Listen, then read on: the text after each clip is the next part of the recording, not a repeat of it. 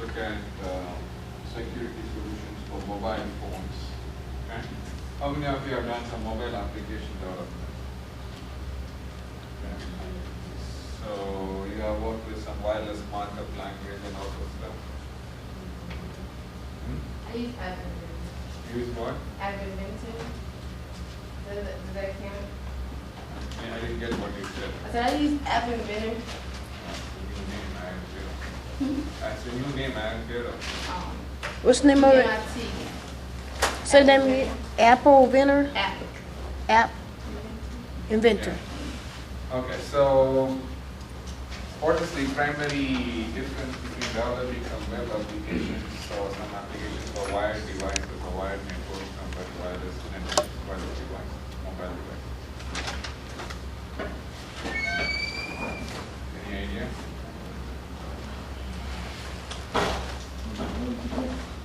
What's the primary difference, or what is the thing that, why you have wireless markup language, why can't you just use HTML or something that is used for wireless networks, web applications? Because the wireless mobile devices have, of course, the underlying Did you get it right? protocol that they Get it use right. to access the network different. They use like CDMA, TDMA, and all these things which we have seen in the network plans. Okay, that's different from the Ethernet and everything else the wired devices use. On the top of it, the wireless devices also have limited processing capacity, limited battery, limited memory, and all these things. So whatever you develop for wired devices may not be applicable for wireless devices. Okay. So, and they have limited interface also. You don't have a big computer screen, they have a small screen, right? So you cannot just use the same application code that you develop for wired devices to become a wireless device. Okay. So you need something that is customized to the resources that are available for the wireless devices. So there is a kind of protocol suite called the Wireless Application Protocol. Commonly called this WAP protocol suite. Suite means a collection of protocols like TCP/IP protocol stack. It also has a collection of protocols that is typically run on top of these mobile devices. Okay? If you are developing some applications for mobile devices, you have to implement the WAP protocol stack. You might have heard this 1G, 2G, 3G, all this, right? So we are currently in kind of 4G, where your wireless devices could even be able to run the standard TCP/IP protocol stack. Previously, so this is the problem. So previously, before 4G, you are not able to have the mobile devices running the TCP/IP protocol stack. So you have to go to this WAP protocol. But as you see, this WAP protocol has its own weaknesses. Okay? So 3G, you can have broadband service for wireless devices, but you have to go to the WAP gateway and all these things as we see. 1G and 2G are very preliminary. Okay. So what is the real problem? So if you want to go through this WAP protocol suite, so for example, this is what happens when you are communicating, say, with a server, which is say the web server and the internet, okay? And it is not compatible directly with the wireless markup language capable server. Let's say all this code, the web server code is written in HTML, okay? So whatever you are sending is going to be run on the standard TCP/IP protocol stack, HTTP, TCP, and IP, and all these things. But when you want to communicate to a mobile terminal that doesn't understand all these things, we need a kind of translator basically that we call as the WAP proxy. Okay? So it kind of transforms all those HTML and everything else that is written for the wired networks to wireless markup language and then presents it over to the mobile terminal. Okay? So now imagine that if you want to do all your authentication and all those stuff, so if you want to connect your mobile terminal to this web server, right? So you cannot run your secure shell or any other kind of connection protocol as it is, right? So you have to go through this intermediate stop, this WAP gateway or proxy, and then from the proxy you have to communicate through the web wired server. Okay, so you see what we are doing. So if you look at again from the protocol stack point of view, for wired networks you might have seen all these names: TCP, IP. TLS is kind of the newer name or an extended version of the secure shell. So it runs on the top of transport layer. So whatever is the payload for your TCP segment, okay? So the TCP header along with the encrypted payload. If you use TLS, TLS stands for transport layer security. Okay? So the TCP header along with this encrypted payload it provides security at the application level. Okay? So all your HTTP. So this is what happens. You know, when you run your HTTP, when you do some web e-commerce applications, you see what HTTPS, right? Have you ever noticed it? Yeah. So that's what it is. If HTTP runs on top of TLS, you get to see the HTTPS. And you said TLS is what? TLS means transport layer security. So basically all your application data are sent securely. Similar to SSH standard that we saw last class. So that anyone who looks at the packet cannot figure out what it is. Everything is confidential. So when you run HTTP on the top of TLS, you get to see the HTTPS, okay, your web browser.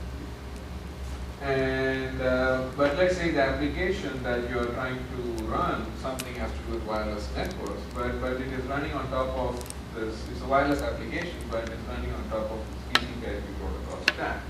And that's the wireless application the mobile terminal wants to access. Okay?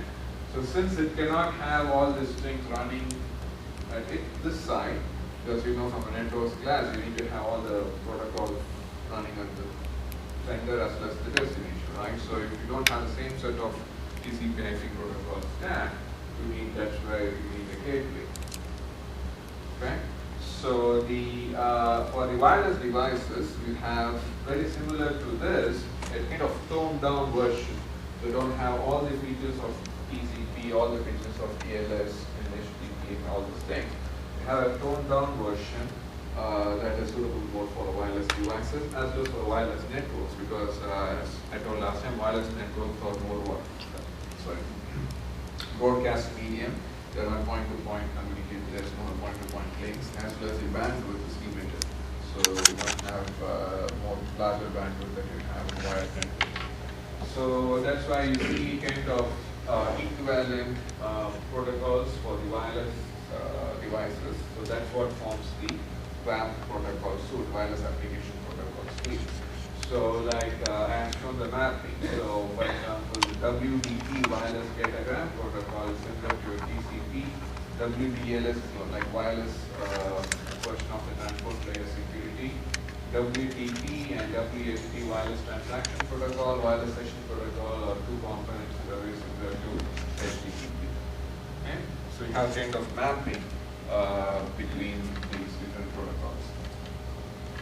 So what happens is the packets coming from the mobile terminal have to have the headers. You know, packets have headers and the right header, all those things. So they also have these headers according to this protocol. So they reach the gateway have to process those headers corresponding to this WAP protocol suite, and then replace them with headers corresponding to the TCP/IP protocol standard, and then forward that onto the wired network. You see how things are forwarded from the mobile terminal. You have to send with these headers along with the data you want to send, and then at the WAP gateway, the headers are removed, and then you add these headers corresponding to the wired network and then send them. So you see now it's similar to what happened when we saw this link-to-link encryption, because the application data that you want to send is kind of exposed in the gateway, right? So the gateway is often a single point of failure. So attackers will try to see if they can compromise the gateway to get compromised, and if they get access to the gateway, then they get access to the data. Okay? So the gateway is often kind of a prime target when you deal with mobile devices, okay? Especially standards below 4G, like 3G, 2G, and all this stuff. So it's also called the WAP gap problem. Okay, so the WAP gap problem, the thing is, as the data travels in the wireless network, it has its own protection features. As WTLS and all the wireless version of the transport security do provide some security features here. But when they reach the gateway, everything, all the headers will be removed, and then all the new headers will be added so that they can go on the wired network. But then they are exposed to the gateway. So if the gateway is kind of attacked, then you won't be able to protect your data. Okay? And not only that, the same set of features that you have, as I said, TLS is kind of more complicated protocol, so it provides more security, kind of like it's more guaranteed to provide security, you can say like that. Whereas WTLS is not that kind of advanced version compared to TLS, because I think I told last time, you cannot run the same kind of encryption algorithms that you run on wired devices like your laptop and desktop computers on mobile phones, right? Because they have limited processing capacity. If you're trying to run RSA or even more complicated versions of encryption algorithms on mobile terminals, it's going to take forever almost, or it cannot even run sometimes because of limited memory and processing capacity. Which means all the encryption algorithms, the hashing algorithms, everything that are used here are not as robust and rigorous compared to what you use for wired networks. Okay? So you cannot just say that if I use this, my data is as secure as what it is there. Okay? And as well as if you again look at from a transport layer point of view, TCP has its own kind of reliability in order delivering all these requirements. With wireless networks, you cannot expect packets to be delivered in order or packets to be delivered reliably without any drop or without any collisions. Wireless devices, there could be a lot of collisions because of the broadcast medium. If two devices, if there is it's called what hidden terminal problem, right? So wireless devices have limited transmission range. So if this device A sees only B and doesn't see C, A may try to transmit to B. At the same time, C doesn't see A, so C may try to transmit to B, and both the signals could collide at B, right? So if two signals collide, you get only a jam signal. Whereas in Ethernet, it's more like you can see who are all connected to that network. So if there is a signal, you can try to best avoid collision. There could be still collisions, but you can avoid collisions also. So, which means if you expect packets, for example, if you have learned TCP, it has a timer, times out, and the source ends up retransmitting the packets and all those stuff. That is more kind of what you call straightforward if the whole source to destination path is comprised of wired devices, the wired links. But if you have a mixture of wired links on this side and wireless links on this side, you cannot expect, for example, if this is your destination and if this is your source, you're trying to send something from the web server, right? So you have its own delay here. So you cannot have the source to have a timeout, estimate of the timeout, and then retransmit if you don't get the acknowledgement within a certain time. Right? TCP requires reliable in-order delivery, which means the destination has to send an acknowledgement for every packet it gets. And the acknowledgements may not reach the source in time because of all this dynamic nature of these wireless networks. It's not same as wired network. Okay, so which means the source will end up retransmitting more more than what is necessary, or what will happen? it will kind of, if you kind of go too conservative, then it will kind of wait forever to get the acknowledgements.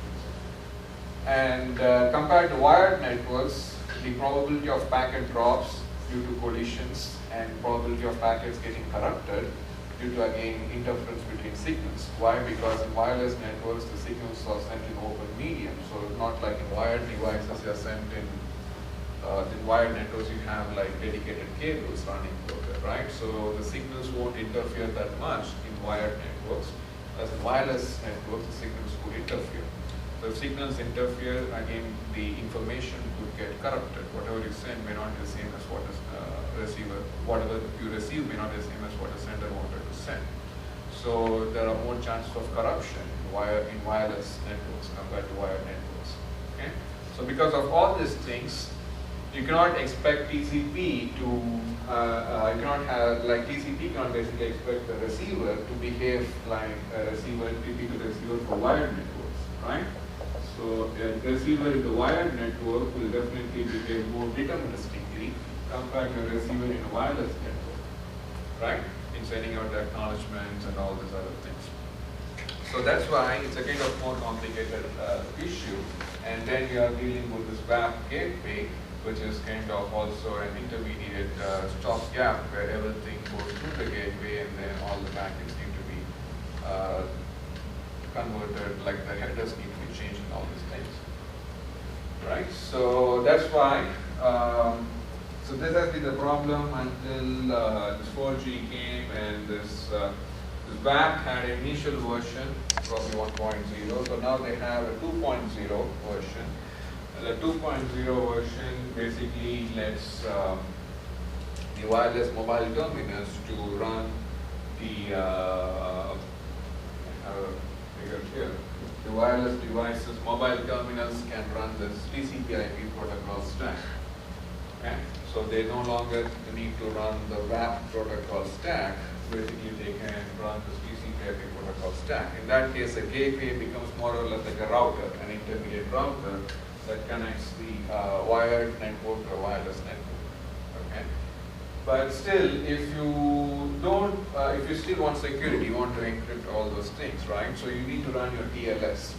So if you want to run TLS on the top of a wireless device, and again, still the wireless nature of the network is still there. This link is wireless, right? So this link is wireless, and this link is wired. So as I just said, you cannot still expect like to smoothly run TCP from the wired server or wired device to a wireless device. You cannot just run one TCP session. Okay, so what you have to do is you could run like this, run all your TCP/IP protocol stack, but what you have to do is you have to run one TCP session between the wireless mobile terminal and the gateway, and another TCP session. So you know what I mean by TCP session, right? So you have to have a sequence number and all this buffering and all this window, out of the window size and all these things. Agreed between these two devices, the wired device and the gateway, and the gateway and the mobile terminal. So whatever is sent here, so it's as if like the mobile terminal is communicating to its endpoint of communication. For it, it appears to be the gateway, but eventually it wants to communicate with the wired device. Okay? So you could run your transport layer TLS, you can encrypt everything and run send it along with the TCP header. You could do that. Now, if your wireless network is more kind of reliable, right, and there are less chances of packet drops and corruption, then you could run one TCP session. So as I said, if if your network is so vulnerable for any corruption and all these things and has low bandwidth and all these things, again, bandwidth is an issue. Why? Because you want to be able to send some amount of bytes from the wired device to the wireless device, right? So if you can send, say, 100 megabits per second in this from here to the gateway, and then from the gateway to the device you can send only 10 megabits per second, there itself there is a flow control problem. You don't want the wired device to overflow the mobile terminal. So you want to restrict your sending rate according to the resources, the bandwidth available to the the destination. But as the technology grows and all the wireless networks are gaining more bandwidth, as well as the devices are gaining more processing capacity, memory capacity, and all these things, you could, like, this could be more like an ideal scenario, which is not yet feasible, where you could run one TCP session between a direct TCP session between the wireless device and the wired device. Okay, so you don't have to go through the gateway as like you don't have to have two TCP sessions, one between the gateway and the mobile terminal, and between the mobile terminal, the gateway and the wired device. You can run just one TCP session at the transport layer, all right? And at the network layer, you can even run, so you may think, okay, if I run just TCP like this, where do I provide the security? So you could run your IPsec at the network layer. So there could be like an IPsec running on top of this IP, okay? So if again the mobile terminals can support IPsec. If they don't support IPsec and you have to go through the gateway, then it's not that feasible. You have to go through tunnel mode and all those things. But if